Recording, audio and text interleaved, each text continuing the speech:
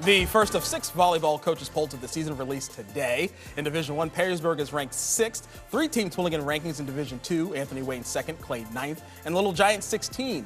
Division III, St. Ursula is 8th, and the Eagles of Notre Dame are 16th.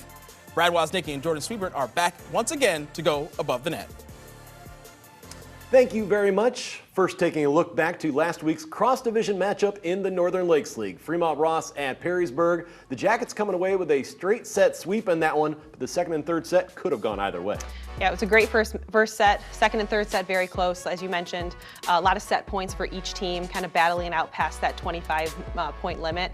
But both teams really just showed some grit. Sophie Berkey, Katie Paul for Perrysburg were 2 outstanding players. And on the flip side, Lindy Wolf and Tierra Parker, 2 players who played very well for Fremont Ross. But it was a great battle, and that second and third set really just kept everyone on the edge of their seat.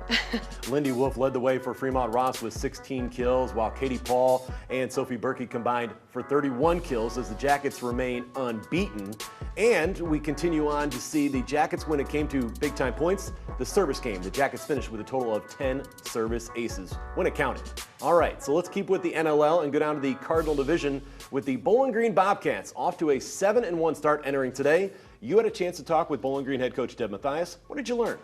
I learned a lot. Obviously, I think they're off to a great start. She talked a lot about how their team's doing some really big things right now. Their only loss being to Anthony Wayne, which is the powerhouse of the conference. But they've beaten some teams this season that they historically haven't beaten in a long time. So they're doing some great things. I know they're kind of suffering a little bit of an injury where they're having to shift some players around, some younger players stepping up into big-time roles. But they're working to kind of prepare and battle it out this tough chunk of the season.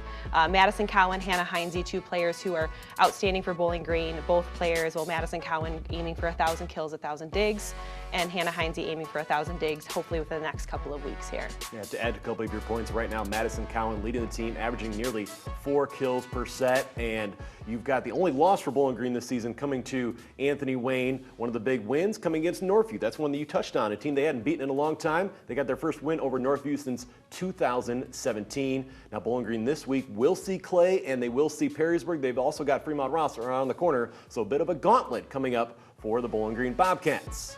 Speaking of coming up, let's look at what's to come this week on BCSN as far as matchups go. And we've got Anthony Wayne and Perrysburg at Anthony Wayne. Looking forward to having the call on that one. Anthony Wayne, 20 straight Northern Lakes League wins, while Perrysburg right now unbeaten. Yeah, and again, another rivalry to watch out for. I think on paper, Anthony Wayne kind of has the schedule. They've got the scores. They've got the record to show that they could do this. But Perrysburg is a tough team. They're disciplined. They like to perform under pressure.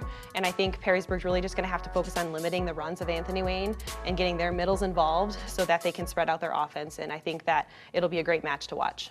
Northwood and Emmanuel Christian, another matchup that will be coming up on Thursday. Then you've got Monroe versus Bedford just across the state line. Keep your eyes on Bedford's Victoria Gray, who is committed to Indiana University. And then on Saturday, a non-conference matchup between Tiffin Calvert and St. Ursula. Those 2 teams have split their last 4 meetings. One thought on that match? It'll be a good match again, a non-conference match where they can really just see where they kind of align, and hopefully they can learn a lot and play tough so that they can bring that momentum back to their conference to finish out the season on a great note. Plenty to look forward to this week. For now, back to you.